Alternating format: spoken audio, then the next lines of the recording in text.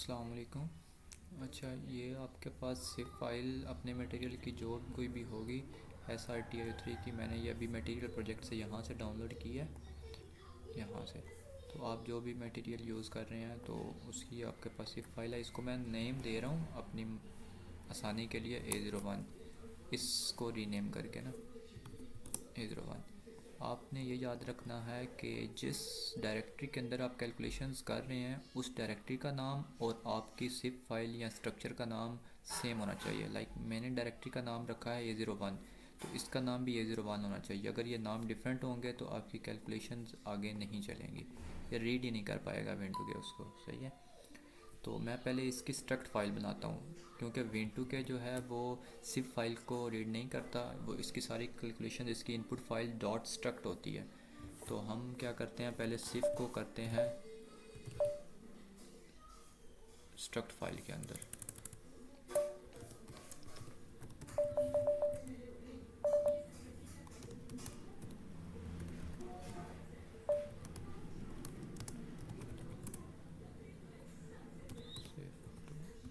हाँ ये सॉरी, सिर्फ टू स्ट्रक्ट, ये है फार्मूला। इसके बाद आप वो उसका नाम सेलेक्ट करें, तो ये उसने पीछे बना दी होगी ये स्ट्रक्ट फाइल। ठीक है। अगर आप इस स्ट्रक्ट फाइल को गौर से देखें, मैं आपको यहाँ से अगर टर्मिनल में जाके दिखाऊं, यहाँ पे ये वाली जूम करके अगर ये देखें आप, तो यहाँ पे ये इनकी स्टेट्स लिखी हुई है ना, जो यहाँ पे एटम्स के साथ नाम मेंशन नहीं है, एटम 1 2 3, मतलब यहाँ पे तो लिखा हुआ है चलें कि एटम नंबर 1, एटम नंबर 2। तो यहाँ पे इसकी सिमेट्री ऑपरेशंस नीचे नहीं आ रहे। जब तक सिमेट्री ऑपरेशंस नहीं होंगे, आप इसकी कैलकुलेशन आगे करेंगे, इनिशियलाइजेशन करेंगे, तो ये आगे मूव नहीं करेगा। तो उसके लिए हमें पहले सिमेट्री ऑपरेशंस नीचे लेके आना है। तो उसके लिए क्या करना है, आपने यहाँ पे आपने बैक आना है। देखें, व्यू करने के लिए VI A01 डॉट स्ट्रक्ट होता है, और यहाँ पे जब ओपन कर लेंगे तो यहाँ से बाहर बैक आने के लिए आपने शिफ्ट प्लस 2 बार Z प्रेस करना है, शिफ्ट Z, ये बाहर आ गया। यहाँ पे आपने देना ये XS ग्रुप, तो ये देंगे, ये नीचे आ गया। अब आप LS करके देखेंगे कि ये सारा कुछ यहाँ पे इसने पहले हमारा पड़ा हुआ था सिफ और स्ट्रक्ट, मैंने ये स्पेस ग्रुप की कमांड दी तो इसने ये सारा कुछ कैलकुलेट करके दे दिया। अब ये जो है ना, ये आपका नया स्पेस ग्रुप बन गया। मैं क्या करूँगा, इसको पहले व्यू करूँगा, व्यू स्ट्रक्ट, ये देखें मैंने इसको ओपन किया, ये देखें अब नीचे सिमेट्री ऑपरेशंस आ गए, और अब इसने एटम्स को नाम भी बाकायदा दे दिया, SR1 TI1 O1। ठीक है। तो ये मैं बाय बैक आ गया। अब क्या करेंगे, मैंने बोला था कि हमारी कैलकुलेशन, हमारी इनपुट फाइल जो होती है वह डॉट स्ट्रक्ट के नाम से होती है, लेकिन ये तो है A01 dot struct underscore S group. तो हमने क्या करना है, हमने इसको कॉपी करवाना है इसके अंदर। तो मैं कॉपी लिखूँगा, इसको कॉपी करवाऊँगा A01 dot struct underscore S group को A01 डॉट स्ट्रक्ट के अंदर। ये मैंने कॉपी करवा दिया। अब मैं देखता हूँ कि जो मैंने कॉपी करवाया क्या उसमें आया है, तो ये देखें ये इसमें आ चुका है। ठीक है। अब हम इसके ऊपर फर्दर अपनी कैलकुलेशन करेंगे। सबसे पहले क्या करना होता है कि जो आपका मटेरियल है इसमें एटम्स एक दूसरे के ऊपर फोर्सेस लगा रहे होते हैं, जिसकी वजह से SCF कैलकुलेशन जो है ना वो प्रॉपर एक्यूरेट रिजल्ट्स नहीं देती। तो उसके लिए हमने क्या करना होता है कि इस मटेरियल को रिलैक्स करना होता है, ताकि एटम्स रिलैक्स हो जाएं और जो फोर्सेस उनकी लग रही हैं ना एक दूसरे के ऊपर, वो फोर्सेस ख़त्म हो जाएं। तो उसके लिए हम क्या करेंगे, इनिशियलाइज़ करेंगे पहले इसको, init अंडरस्कोर LAPW, ये एंटर करेंगे। यहाँ पे पूछ रहा है कि आप अपने मटेरियल में कोई रिडक्शन वगैरह करना चाहते हो वॉल्यूम में या एट्सट्रा। नहीं, हमने नहीं करनी, तो हम एंटर प्रेस करेंगे एज इट इज़ डिफ़ॉल्ट के साथ। तो यहाँ पे पूछ रहा है ओल्ड और न्यू स्कीम, तो आप ओल्ड भी कर सकते हैं, न्यू भी कर सकते हैं, ये विंडो के वेरिएंट पे डिपेंड करता है, डजेंट मैटर। अच्छा, तो यहाँ पे आप देखें उसने यहाँ पे कुछ एरर दिए हैं, ये देखें एरर क्या दे रहा है। वो कह रहा है कि सम्स टू जो वैल्यू है ये आपकी नियरेस्ट नेबर डिस्टेंस जो है उससे ज़्यादा है, और ये कभी भी सम्स टू वैल्यू इसके नियरेस्ट नेबर डिस्टेंस से ज़्यादा नहीं होनी चाहिए। तो हम क्या करेंगे, हम करेंगे इसकी एटॉमिक रेडियाई को एक्सेप्ट करेंगे, तो ये इनको खुद बहुत सही कर देगा। देखें मैंने एक्सेप्ट किया, यहाँ पे हम हमेशा ट्रू ही देते हैं, नियरेस्ट नेबर बॉन्ड्स यूजुअली जो है ना इसकी विंटू की तरफ से रिकमेंडेड है। आप इसकी यूज़र गाइड बुक पढ़ेंगे ना तो ये 2 ही है। तो हमने ये दिया। अब ये देखें उसने वो एरर ख़त्म करके सम्स टू वैल्यू इस नियरेस्ट नेबर से कम करके रख दे दी। अब हमारा मटेरियल जो है वो आगे परफॉर्म कैलकुलेशंस करने के लिए रेडी है। अब हम आगे चलेंगे। अब देखें ये नीचे बोला है कंटिन्यू विद एस ग्रुप और एडिट A01 डॉट स्ट्रक्ट, क्योंकि हमने ऑलरेडी पीछे थोड़ी देर पहले स्पेस ग्रुप रन कर लिया ना, तो हम कंटिन्यू करेंगे, हम एडिट नहीं करेंगे। अब वो यही कह रहा है कि आप इसको ये जो है ये आपने स्पेस ग्रुप है इसको आप एडिट करेंगे या ओल्ड जो आपका स्ट्रक्चर है उसके साथ चलेंगे, स्ट्रक्ट के साथ। तो हमने क्योंकि स्पेस ग्रुप पहले रन किया हुआ है तो हम उसी के साथ कंटिन्यू करेंगे। यहाँ पे भी वो वही कह रहा है तो हम उसी के साथ कर चलेंगे। अच्छा, यहाँ पे क्या करना है, जब आप रिलैक्सेशन कर रहे होते हैं तब हमेशा आपने अपने मटेरियल अगर आपको पता है कि आपका मटेरियल नॉन मैग्नेटिक है तो आप -NM दे लें। अगर आपको पता है आपका मटेरियल फेरो मैग्नेटिक या फेरी मैग्नेटिक या एंटी फेरो है तो तब आप -आस्क देते हैं। लेकिन रिलैक्सेशन के अंदर कोई ख़ास फ़र्क नहीं पड़ता, क्योंकि इसमें हमारा मेन जो एम होता है वो फोर्सेस को रिड्यूस करना होता है। इसमें हम कोई प्रॉपर्टी, कोई मैग्नेटिज्म वगैरह कुछ भी स्टडी नहीं कर रहे होते, हमने सिर्फ फोर्सेस ख़त्म करनी है। तो उसके लिए आप ये भी कर सकते हैं, -NM भी, माइनस डाउन भी कर सकते हैं, माइनस अप भी कर सकते हैं, ठीक है, जो आपका दिल करता है। तो मैं डिफ़ॉल्ट के साथ चल रहा हूँ। अब यहाँ पे ये 3-4 स्कीम्स हैं Win2K की, PBE, ये इनके आगे नाम लिखे हुए हैं। तो हम यूजुअली जो है ना 11 यूज़ करते हैं, लेकिन क्योंकि एक्सपेरिमेंटल रिज़ल्ट्स के साथ रिज़ल्ट्स को कोरिलेट करने के लिए समटाइम्स डिफरेंट स्कीम्स भी अप्लाई करना पड़ती हैं, तो वो आपके रिज़ल्ट्स पे वेरी करता है। तो फ़िलहाल हम 11 के साथ चलते हैं। यहाँ पे वो पूछ रहा है कि आप एटॉमिक रेडियाई जो है वो कितना, आप नमक फंटेन का रेडियाई कितना आप सेट करेंगे।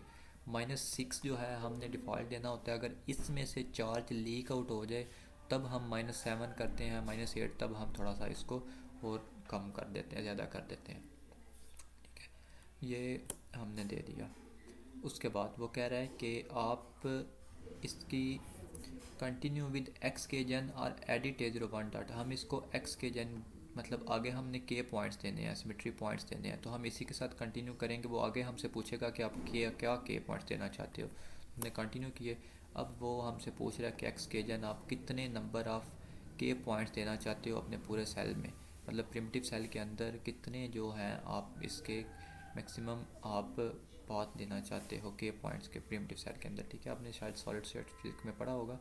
तो यहाँ पे जो है ना रिलैक्सेशन जो होती है, रिलैक्सेशन के अंदर जो आपने के पॉइंट्स देने होते हैं ना, एक होता है के पॉइंट्स गिवन और उसके करस्पॉन्डिंग जनरेटेड के मैच एक होता है जनरेट होना। तो लेट्स सपोज मैं यहाँ पे 100 के पॉइंट्स अगर दे रहा हूँ ना, ये शिफ्ट आपने हमेशा 0 देनी होती है हमेशा। तो आप यहाँ अगर देखें तो इसने जनरेट के पॉइंट्स 10 किए हैं। तो जब आप रिलैक्सेशन कर रहे होते हो ना तो आपने कोशिश करनी होती है कि यहाँ पे आप जो भी नंबर दें उसके करस्पॉन्डिंग जो जनरेटेड के पॉइंट्स आएँ वो आपके 8 to 20 के दरमियान हो, ठीक है। सिर्फ रिलैक्सेशन के लिए, मैं SCF की बात नहीं कर रहा, रिलैक्सेशन के लिए आपके ये के पॉइंट्स इसके दरमियान होने चाहिए, ठीक है। अब ये इतने हैं, चलें ठीक है, हम कंटिन्यू करते हैं। इसको कंटिन्यू किया। अब ये क्योंकि अब ये देखें वो पूछा स्पिन पोलराइज्ड कैलकुलेशंस, पीछे हमने ये अगर ऊपर जाएं तो यहाँ पे हमने ये डिफ़ॉल्ट सेलेक्ट किया था। अगर आप यहाँ पे डिफ़ॉल्ट सेलेक्ट करते हैं तो इसका मतलब है माइनस अप, आपके सारे इलेक्ट्रॉन्स की डायरेक्शन आपने स्पिन कैसे रखी, अप रखी। माइनस डाउन करते हैं तो सबकी अपने डायरेक्शन डाउन की। इसका मेन मतलब क्या हुआ कि आपने स्पिन तो इंक्लूड कर लिया ना, तो इसका मतलब ये स्पिन पोलराइज्ड हुई। अगर आप -आस करते तो इसका मतलब था कि आपकी मर्ज़ी है, आप SR को अप रखते, TI को डाउन रखते, जिसको जो दिल करता स्पिन दे सकते थे। तो ये -ask, minus down, minus up, इनमें से जो भी आप लेंगे तो उसके लिए हम स्पिन पोलराइज्ड को हमेशा यस करेंगे, ठीक है। अगर आप -NM नॉन मैग्नेटिक लेते हैं तब हम स्पिन पोलराइज्ड को नो करेंगे, क्योंकि हम ऊपर हमने डिफ़ॉल्ट लिया तो हम इसको यस करेंगे। अच्छा, यहाँ पे चाहे आप ऊपर कुछ भी लें, आपने यहाँ पे एंटी फेरोमैग्नेटिक के लिए हमेशा से नो ही देना है। बेशक आपकी कैलकुलेशन एंटी फेरोमैग्नेटिक की हो, ऊपर आप स्पिन डिसाइड कर लेते हो, यहाँ से आपने हमेशा नो ही देना है। यहाँ पे आपका डन हो गया। अब यहाँ पे कुछ फाइल्स होती हैं इंपॉर्टेंट इसकी, ये IN1, अगर IN1 ओपन ना हो तो हम यहाँ पे C भी देते हैं साथ। अगर 1 में डाटा ना हो तो आपने C ओपन करना है। ये ओपन किया। यहाँ पे आपने क्या करना है, 612 ये मैक्सिमम एंगुलर मोमेंटम आपने पढ़ा होगा, वो उसकी वैल्यू होती है। या मैक्सिमम वैसे कैलकुलेशन अगर फाइनल करनी हो ना तो वो 712 देते हैं, तो फोर्सेस को रिड्यूस करने के लिए हम यूजली 612 देते हैं। ठीक है, ये RMT और KMax जो है ना, ये दो इनका प्रोडक्ट होता है, तो इनका कम्बिनेशन जो है ना वो मेंटेन करना ज़रूरी होता है। तो 612 हमने ये दिया। अब मज़ीद इसका जो है विंडो का यूज़र गाइड से आप पढ़ लें तो आपको आइडिया इसका हो जाएगा, क्योंकि ये काफ़ी डीप है, तो इसको अभी मैं एक्सप्लेन करूँगा तो वीडियो बहुत लंबी हो जाएगी। तो यहाँ पे IN2 में यहाँ पे ये जो मैं फाइलें ओपन कर रहा हूँ ना, ये व्यू करके और इनसे बाहर आता हूँ, तो ये Shift+Z से ही बाहर आ रहा हूँ। ठीक है, इस तरह IN2 फाइल को ओपन किया, यहाँ पे Shift+G करके आपने एंड पे आना है। यहाँ पे आपने लिखना है 24 लिखना कैसे है, यहाँ से मैं आपको पीछे बताना भूल गया। आप यहाँ पे Shift+R पुट करेंगे तो रिप्लेस की एक्टिवेट हो जाएगी।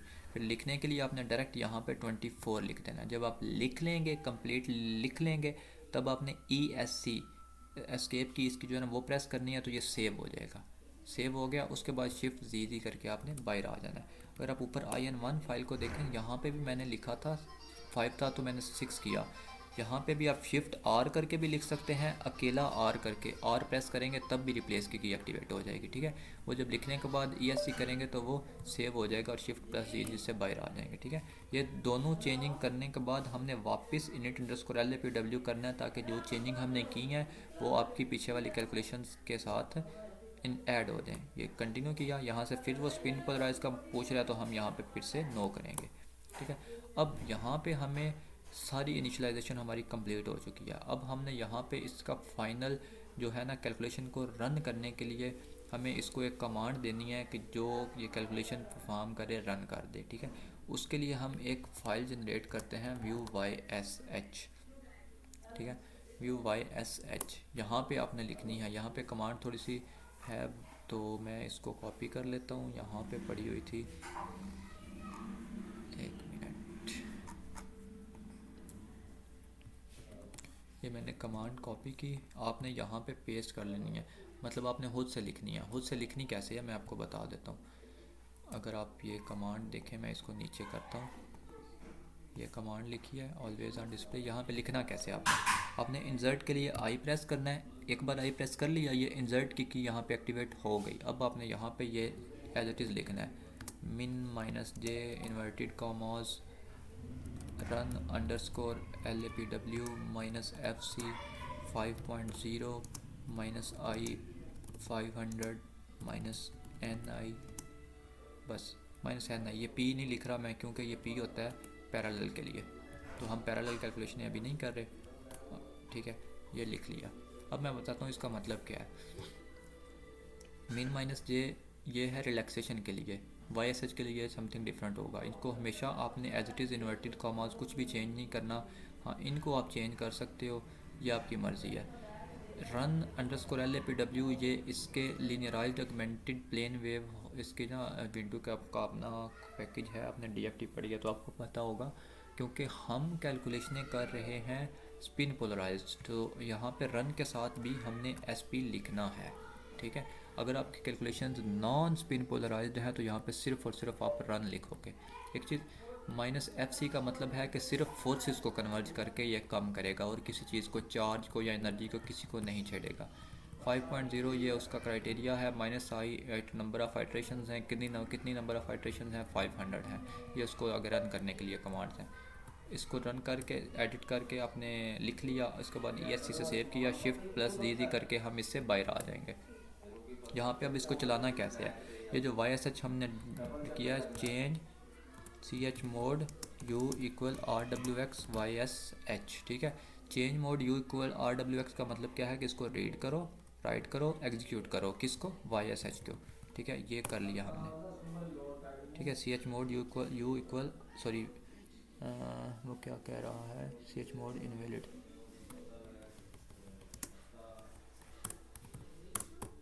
हाँ ये स्पेस एक एक्स्ट्रा हो गई थी। ठीक है, chmod u = rwx YS, यहाँ पे स्पेस वगैरह का पूरा ख्याल रखना है। ये स्पेस वगैरह जो है ना, इसमें हो तो टर्मिनल पे काम नहीं करती कमांड्स। कर लिया। अगली कमांड है nohup dot slash Y S H और एंड। यहाँ पे एंड एक बार प्रेस करेंगे तो ये कैलकुलेशन अभी रन नहीं हुई, आपने 2 बार एंटर प्रेस करना है। यहाँ पे एंटर प्रेस किया, अब ये देखें।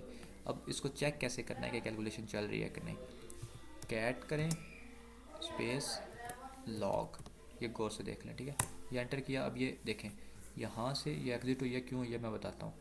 यहाँ से आप देखें तो ये कैलकुलेशन यहाँ पे पता चलता है कि कितने बजे मंडे को अक्टूबर 1101 ये बता रहा है कि आपकी कैलकुलेशन कितने सेकंड पे स्टार्ट हुई है।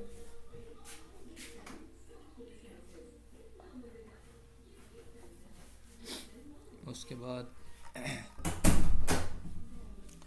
अच्छा यहाँ से टाइम पता चलता है कैलकुलेशन। यहाँ पे एग्जिट उसने क्यों दिया है वो चेक करने के लिए हम ओपन करेंगे view nohup dot out को। तो यहाँ पे अगर आप देखें वो कह रहा है कि ये एरर है। क्यों एरर है वो इसलिए है कि आप ये लाइन देखें, सॉरी ये, क्योंकि ये मटेरियल बहुत ज़्यादा सिंपल है तो फोर्सेस नॉट पॉसिबल, इसमें फोर्सेस नहीं है तो इसलिए इसने ये कैलकुलेशन नहीं चलाई।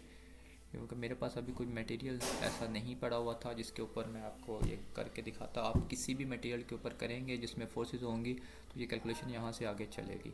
ये फोर्सेस नॉट प्रेजेंट इसने बोल दिया, इसका मतलब इसमें फोर्सेस नहीं है। तो आप सिंपल क्या करेंगे, नेक्स्ट कैलकुलेशन आपने करनी, मैं इस टर्मिनल को अभी क्लोज कर रहा हूँ, ठीक है। ये हमने जो कैलकुलेशन इसमें की है, सॉरी ये डायरेक्ट, ठीक है, ये इरफान साहब वाली, इसको मैं डायरेक्टली देता हूँ रिलैक्स का। तो मैं इसको रिलैक्स के अंदर रख देता हूँ। ये रिलैक्स के अंदर कैलकुलेशनें नहीं चली। ये एक वीडियो मैं स्टॉप करता हूँ, दूसरी के अंदर मैं आपको बताता हूँ कि SCF कैसे चलना है।